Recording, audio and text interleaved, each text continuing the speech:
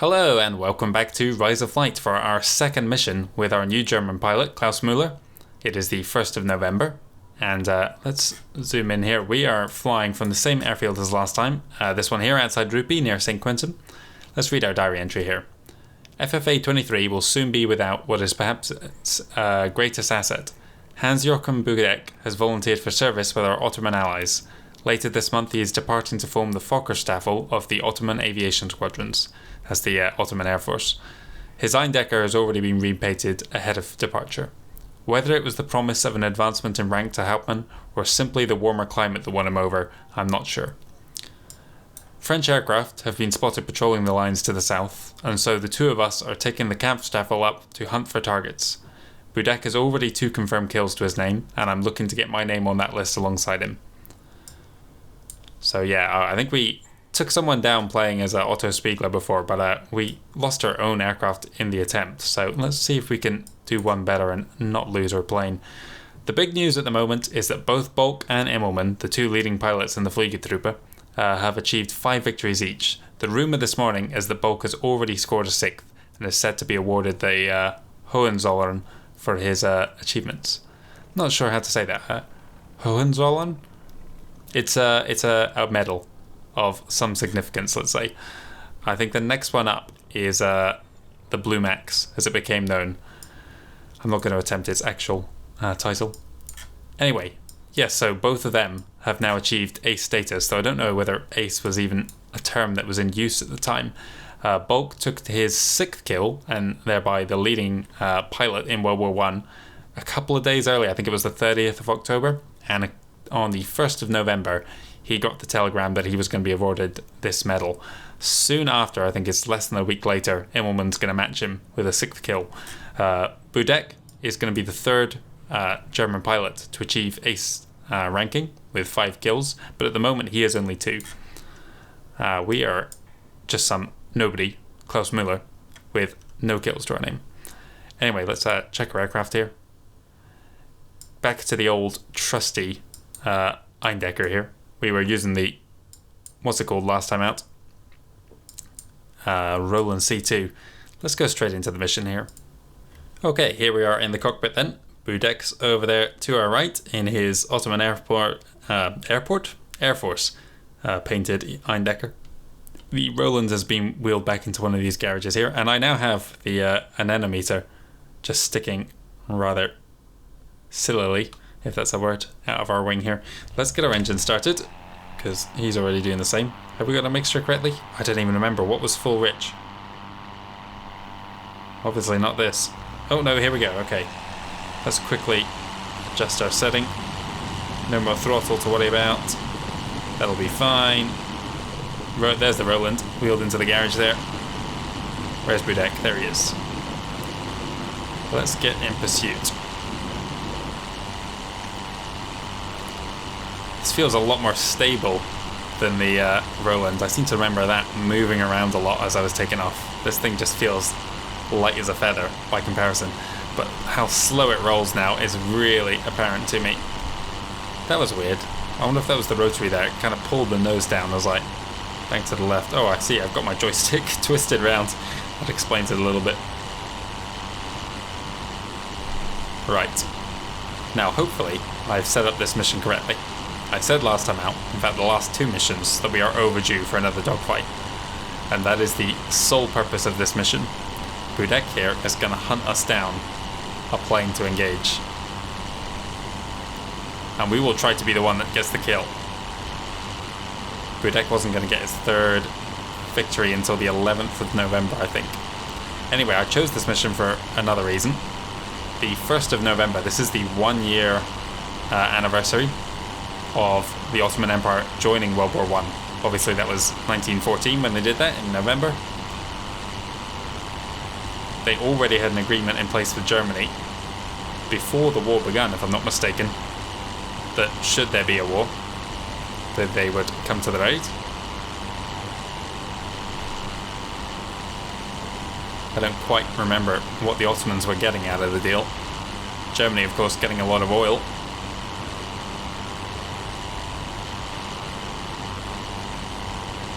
Oh, of course, I remember now. The Ottomans were trying to get territory back from Russia, or if not territory back, territory in the first place, around about the Caspian Sea, or was it the Black Sea? I don't even remember. Seems to be gaining on this guy a little bit. That's fine by us. What's our airspeed? 1150, so 115 kilometers an hour in the Roland. We were going half again that number. Don't want to go too close to what's his face here, so let's just drop our revs a little bit by leaning out our mixture. I need to remember to put that back up though.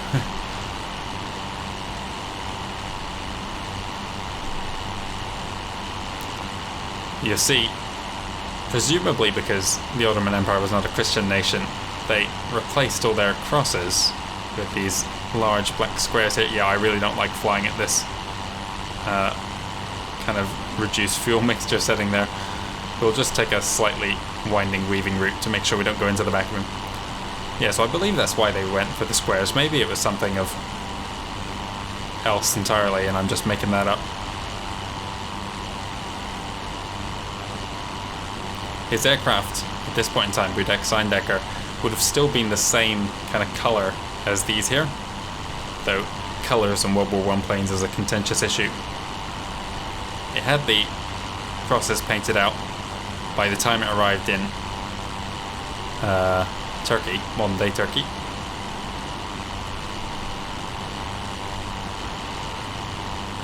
But it would change to this darker kind of deep brown, kind of russet red colour, I think by early 2016. That was the skin I had available in this game, so it's the one I went with. It's an interesting look all the same. Oh, and I just remembered something I meant to do but have not, and that was line up a kind of vision for this so I can snap to it. Never mind, because that was something that was letting us down before, was that like I kept moving my head around and couldn't get just like a fixed target.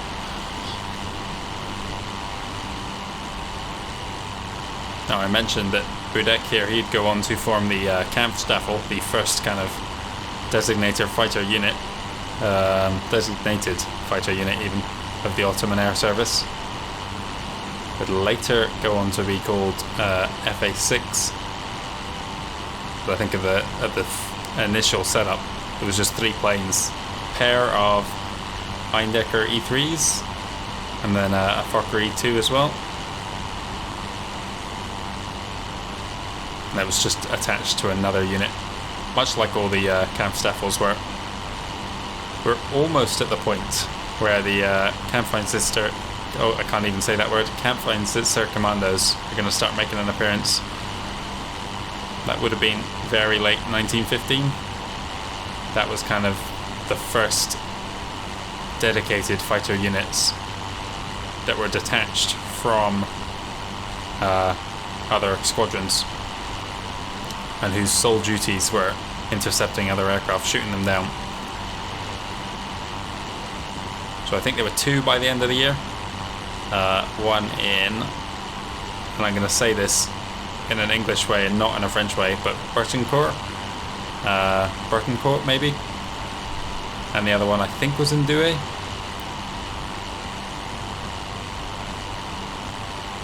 But if I'm not mistaken, they would go on to be Yasta 1, and that was Bertincourt. Where would Douai be? Would that have been Yasta 2? I don't think so. That was Yasta 2 was Yasta Bulk, if I remember correctly. I haven't read that far ahead in my research.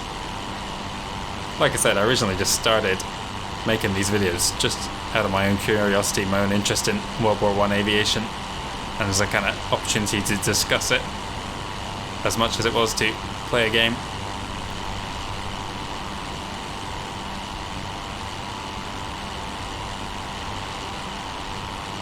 Now be on the lookout for other planes here.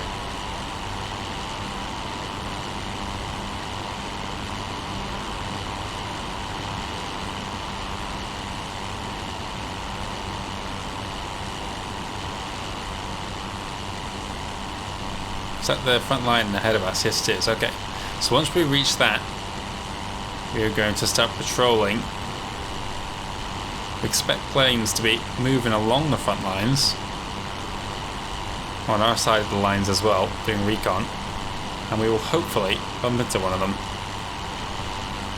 So my gun, I need to check something in a minute.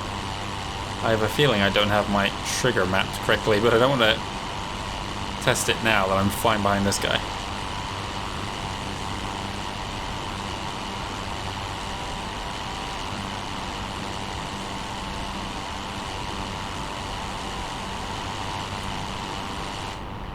Oh, what just happened there?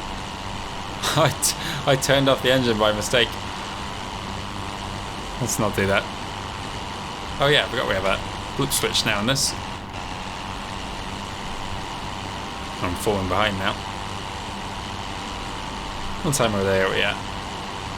Coming up on 11 o'clock. Okay, I think I'm going to skip ahead until this guy sniffs out the French aircraft.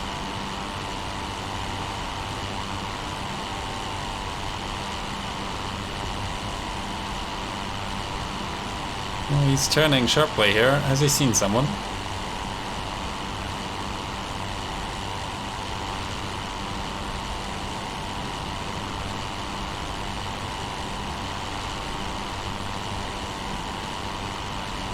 Let's get some more altitude here. I don't want to be firing over his shoulder.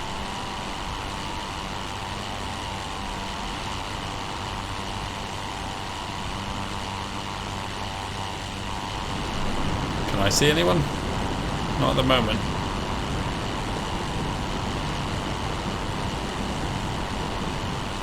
He's definitely homing in on someone here.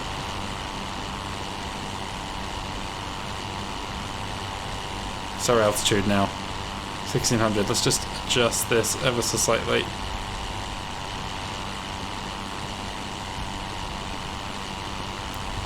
I think we were fine. I think I'm going to skip forward again.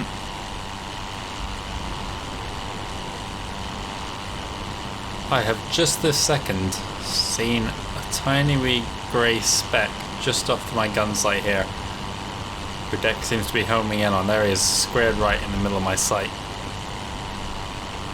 Let's see if we can't get around him.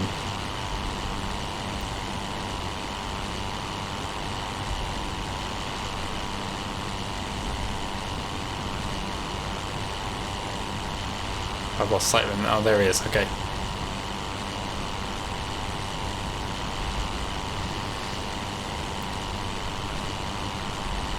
Let's let this guy go in for the first pass.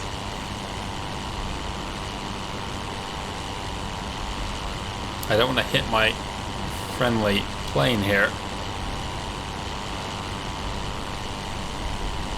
I feel like if I drop back a bit, I could have got a better shot here. Never mind, it's too late now.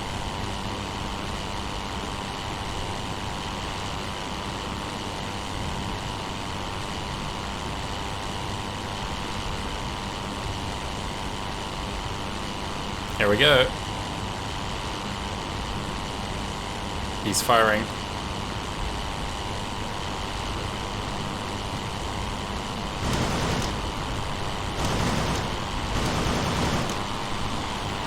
And he's going under me. There he is. Okay, so we were up against a French Moran Saulnier here. Where's Budek? He's on his tail. Oh, he's pitching up. They must have lost a lot of momentum doing that. That Budek forced him down a bit.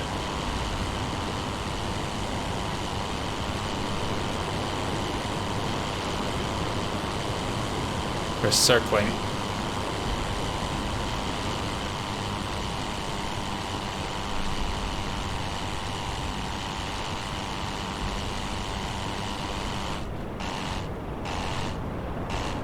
Watch our revs here.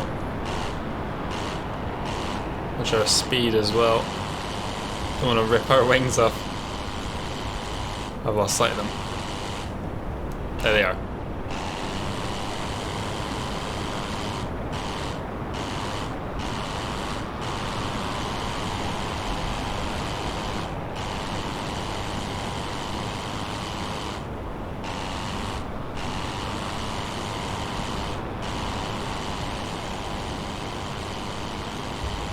They're pulling tighter turns than I can, which means I can...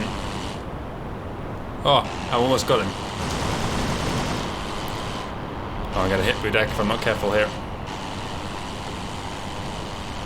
Oh, there he goes.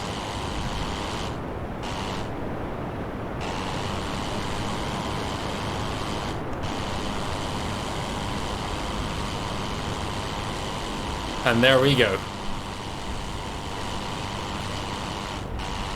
There's a pilot down there. I'm going to have to watch that video back to see who actually got the kill here. Budek was definitely closer, but I did get a burst in just before that happened. I wonder if any of my shots did damage. Either way, much more successful than the last one, though I did have assistance. Oh, I thought that was him breaking up there, but it's just flak. I'm going to make my way back here, but we've come quite a long way, so I'm definitely going to skip forwards, and in fact I might just land at the first airfield I see, because otherwise we'll be here all day. We're at a river here that forks off in the middle of no man's land. Let's see if we can't find ourselves. I'm going to need to pull the map down. I think we are here. Kind of Guzhin Core or something like that. There's a train going up towards... Yeah, like we've flown all the way from up there. Let's just go to one of these areas near Shamroot. A lot of airfields over that way. Oh, hang on, we have done an almost complete 180 there.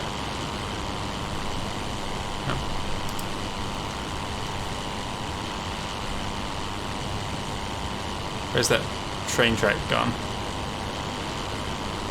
Where'd that river go? Behind us. Is that the train tracks? Yeah, it is. They just seem to end. Yeah, right there. Okay, that's frustrating. Don't know where Budek went to. Is that him way up there? No, it's a bit of flak. Either way, it doesn't matter. We're going to touch down somewhere closer.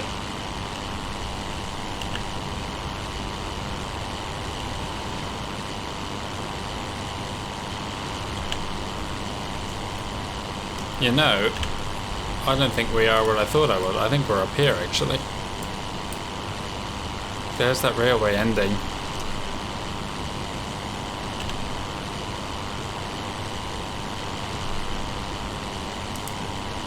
Got a large patch of green here. There's a little bit of water in it. Is that the water? Yes, it is. Okay, right. So we're not as far as I thought we were. That means there's a number of airfields here. In fact, Rupee's just to the north. We could go back to our original airfield. I think we will do that. We will find the river.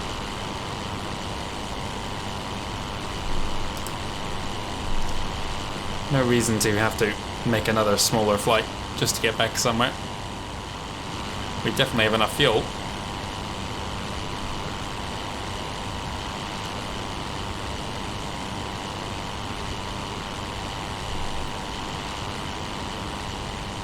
I'm really curious as to who got the kill there. I hope it was me, but I have a feeling I was a lot further away.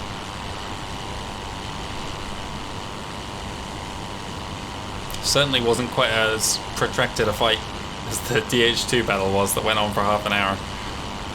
That seemed to be over in 5 minutes. But whether... I mean, that sounds to me like the result of a much better pilot. Budek finishing him off quicker than I possibly could, and I've lost sight of that bit of water in this forest here. Is it right under my nose, or...? I think it might be. Yeah, okay, I think we're flying directly above it. Yeah, okay, we're all good. Let's check our map again. So we should see some roads ahead. We should see some rivers, actually. That's what I want. I want to... Is that the river converging over there? Oh, I can't tell at this distance. Is there a little lake next to it? Yeah, I think it is. Okay. So we should be flying over another airfield then. Probably a bit too far out for us to see. Am I shaking here? Are we? We're not shot, are we? That guy did pitch up at the start and shoot at us, but I think he missed. So speed. Oh, we're going quite a bit faster than before. We're not climbing, I guess, so about 130 kilometers an hour.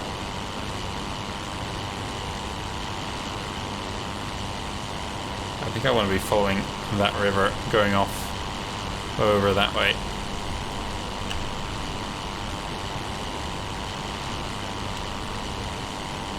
Looking for a bridge that goes across it, and like crossroads for our airfield. So our airfield should be directly ahead of us now.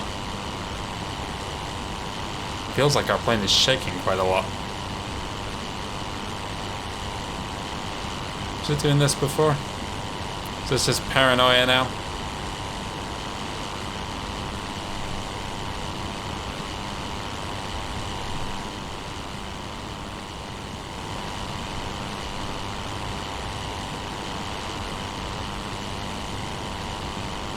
Okay, there's an airfield. It's the one that's just between us and our target. There's that little village there as well, that I'm not going to try and pronounce.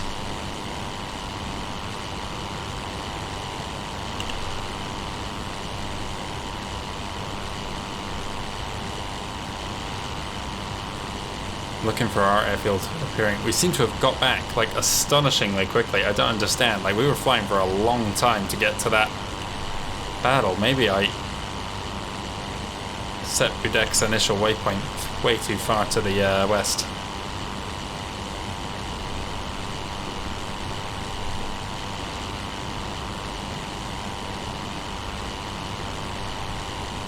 I'm trying to remember, did the Germans allow for shared victories? Because different air forces had different methods of qualifying whether it was a kill or not. Some would give half points, some would give no points if there was no decisive one, some would give a point to each. There's that bridge. So it's actually just off to the left a bit here.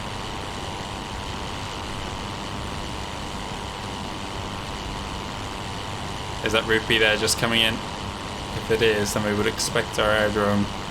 Yes, there it is. Either that or we are miles away from where I think I am. And we're just flying at a random airfield thinking it's our home.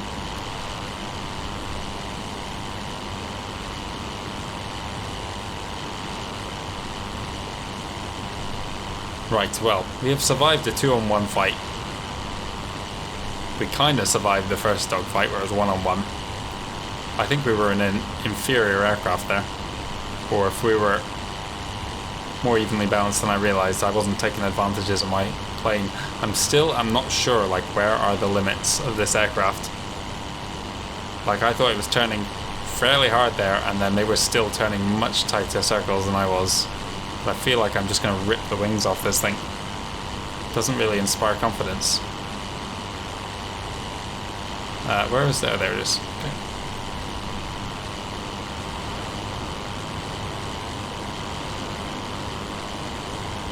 Okay, we're going to take the same approach we did last time in the Roland. Maybe there's a very slight bit of wind actually. Looks like it's blowing maybe to the north. Where's our compass? Yeah, it looks like it's blowing to the north. Okay, well that's fine, we're going into a headwind then. That'll help us slow down.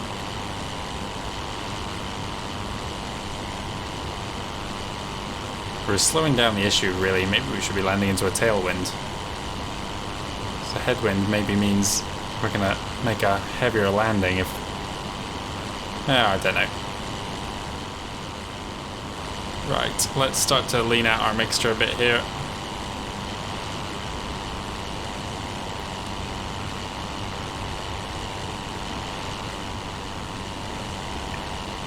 And make a gentle turn here. The compass here, I can't remember whether I've ever mentioned this before. They only got added to the Fokkers in round about October time. So they've been in all the aircraft, all the Eindeckers we've flown so far in this game, but it was a change made for the end of the year.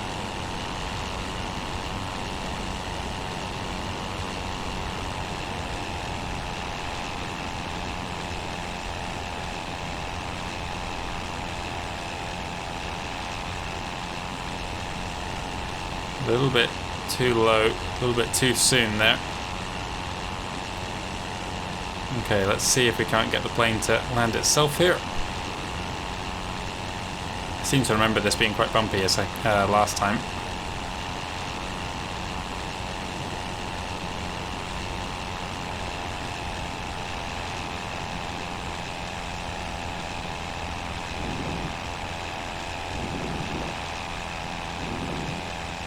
Oh yeah, hang on, there's a bit of a dip here. Oh.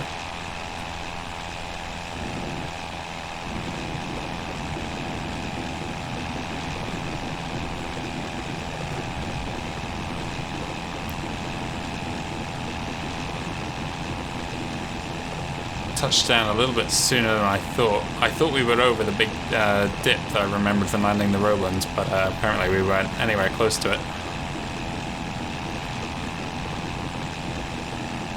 There's the Roland.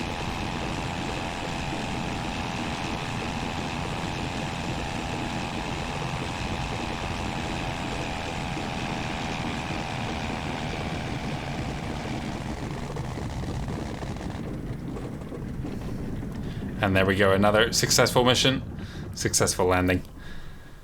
We've survived.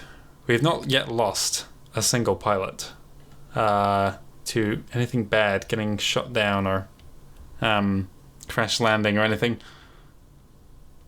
We lost, well, we didn't lose Otto Spiegler, we just sent him away. He was humiliated. Anyway, tomorrow we have one final mission in this little block I'm doing, and that's going to be on the Russian side of things.